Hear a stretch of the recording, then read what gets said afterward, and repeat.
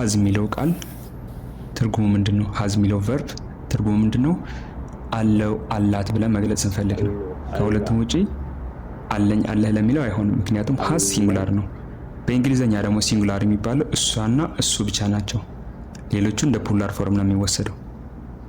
ሀቭ አሁን ፑላር ነው አይደለ? ሀቭ ላይ የምንጠቀመው በጣም ብዙ ናቸው። ኦልሞስት ወደ 6 እንትኖች አሉ። ሀቭ ስንጠቀም አይ ፕላስ ሀቭ ፕላስ ኦብጀክት። አሁን እዚህ ጋር የምትይዙልኝ አይ አንድ ሰው ነው እኔ ብቻ እያለ ነው አይደለ? ግን በእንግሊዘኛ ህግ አይ ሲንጉላር አይደለም፣ እንደ ፑላር ነው የምንጠቀመው። አይ ብለን ሀቭ ነው የምንለው እንጂ ሀዝ አንልም። ስለዚህ አይ ሃቭ ብለን እኛ ያለን ነገር መግለጽ እንችላለን እንጂ አይ ሃዝ አንልም። ሃዝ ብቻ የሚጠቀሙት ለእሱና እሷ ሲሆን ነው፣ ሲንጉላር ሲሆን ነው። ስለዚህ አይ ሃቭ ፕላስ ኦብጀክት I have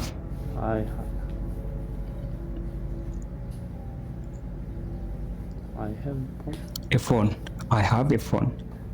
እኔ ስልክ አለኝ እያለ ነው። I have a phone. I have ማለት እኔ አለኝ ነው።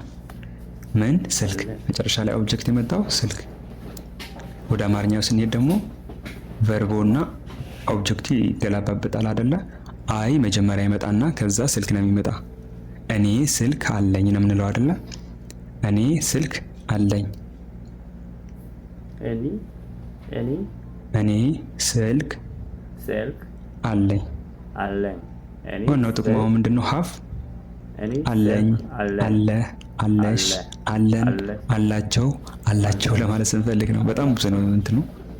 ምክንያቱም ሶስቱም ዩ እናንተ፣ አንቺ፣ አንተ ስንል ዩ ነው አይደለም የምንጠቀመው። ስለዚህ ለነዚህ ለእያንዳንዱ አንተ ከሆነ አለህ ነው፣ አንቺ ከሆነ አለሽ ነው የምንለው፣ እናንተ ከሆነ አላችሁ ነው የምንለው። ከዛ ደግሞ እነሱ ካልን ደግሞ አላቸው ነው።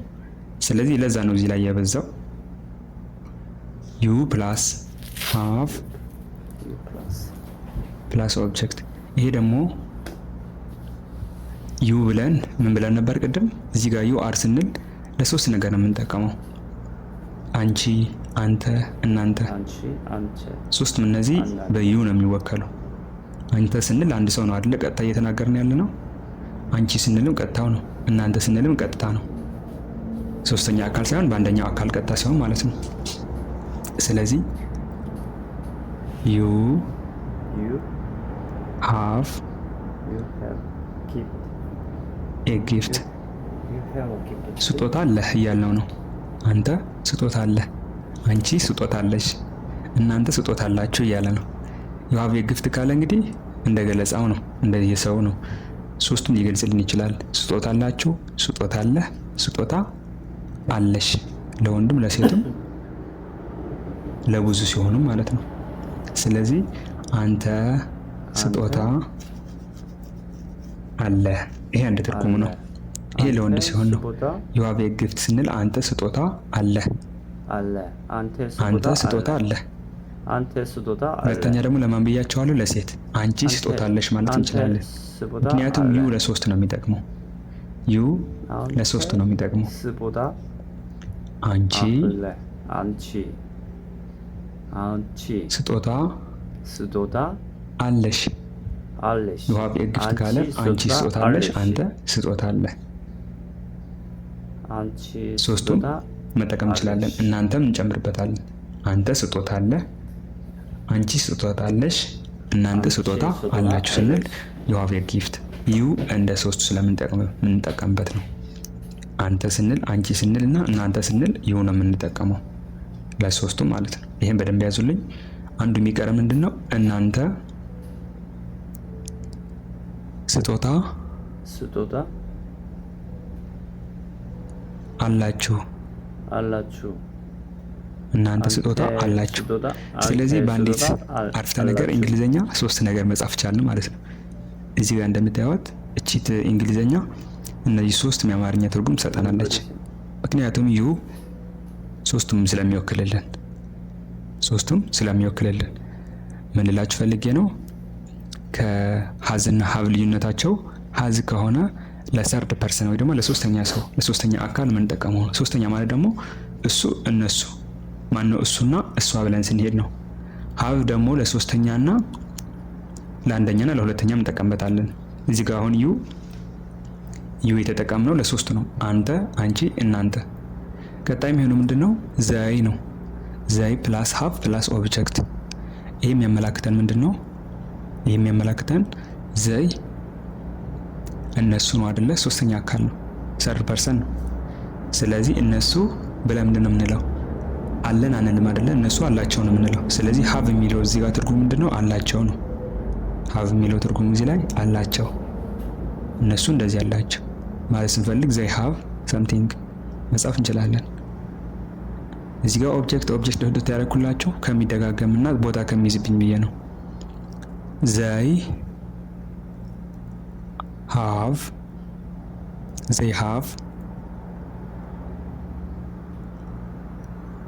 አን ኤግዛም። ዘይ ሃቭ አን ኤግዛም።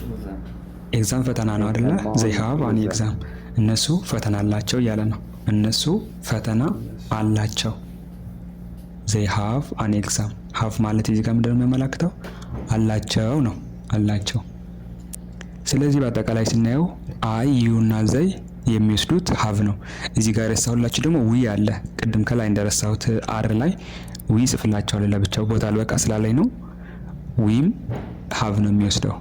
ከዚህ ሃቭ ነው፣ ከላይ ደግሞ አር ነው የሚወስደው። ስለዚህ እነሱ ፈተና አላቸው።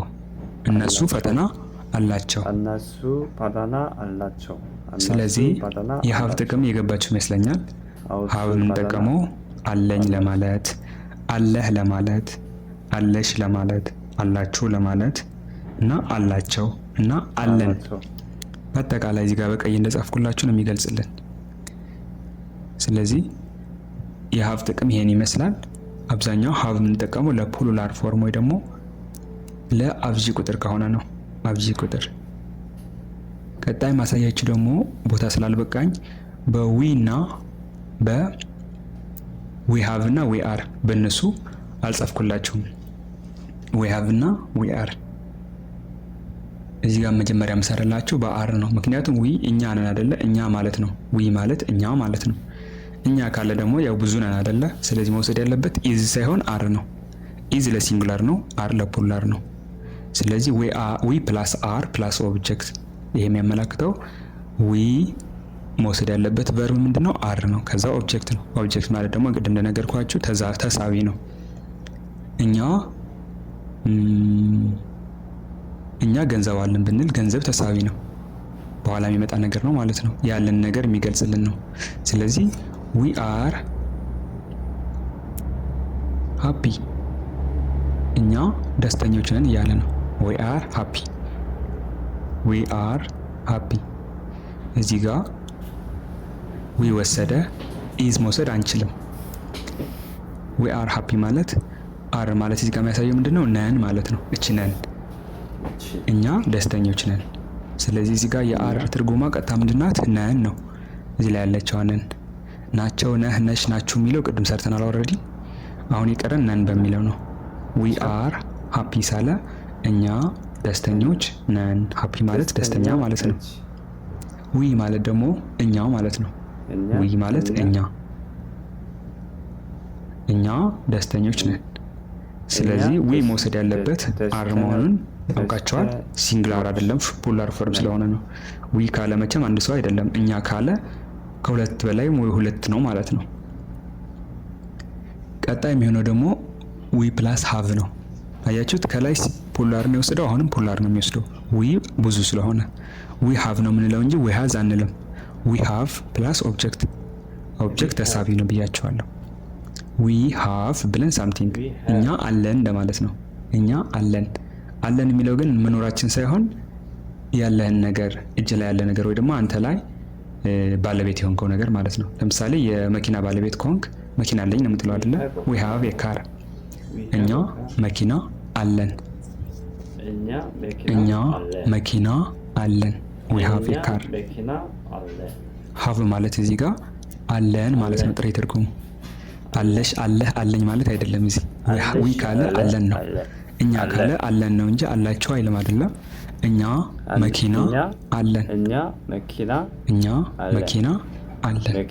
ስለዚህ ትርጉማቸው የገባችሁ ይመስለኛል። ከላይ መጀመሪያ የጻፍኩላችሁ አም ካለ ነኝ ማለት ነው። ስለዚህ ነኝ ካለ እኔ ነው አይደለም የሚቀድመው፣ እኔ ደግሞ አይ ነው፣ አይ አም። ኢዝ ካለ ደግሞ ነውና ነች ነው፣ እሷና እሱ ነው የሚገልጽልን። ሂ ኢዝ፣ ሺ ኢዝ፣ እሷ እንደዚህ ናት፣ እሱ እንደዚህ ነው ማለት ስንፈልግ። አር ደግሞ ናቸው፣ ነ፣ ነሽ፣ ናችሁ፣ ነን። እነዚህ ደግሞ ፖላር ፎርም ናቸው። ናቸው ካለ እነሱ ነው። ነህ፣ ነሽ፣ ናቸው ካለ ደግሞ እናንተ፣ አንቺ፣ አንተ ነው። ነን ካለ ደግሞ ዊ እዚህ ጋር እኛ ብለን መጻፍ ስንፈልግ ነው። እኛ እንደዚህ ነን ብለን ስንፈልግ እቺ ነን ወይ ደግሞ አር እንደ ነን ታገለግላለች ማለት ነው። ሶስተኛ ላይ ያለው ሀዝ ነው። ሀዝ ማለት አለው አላት ነው። የሚያሳየው ባለቤትነት ነው። ምን እንዳለ መግለጽ ስትፈልግ ወይ ምን እንዳላት ወይ ምን እንዳለው ሄ ሀዝ ሺ ሀዝ ብለህ ትሄዳለህ። መጨረሻ ላይ ያለው ማን ነው? ሀቭ ነው። ሀቭ አለኝ፣ አለ፣ አለሽ፣ አላችሁ፣ አለን፣ አላቸው። ይህን ሁሉ ወደ ስድስት የሚሆኑ እንትን የሚገልጸው ሀቭ ነው። ሀዝ ግን ሁለቱ ብቻ ነው። ልዩነቱ ምንድን ነው የምትሉ? ሀዝ ለፕሉራል ፎርም ማነው ለሲንጉላር ፎርም ነው፣ ለነጠላ ነው። ሀቭ ደግሞ ለብዙ ቁጥር ነው። ስለዚህ የዛሬ ቪዲዮችን ይሄ ይመስላል። በቀጣይ አዲስ ቪዲዮ እንገናኛለን። ሰላማችሁ ይብዛ። አመሰግናለሁ።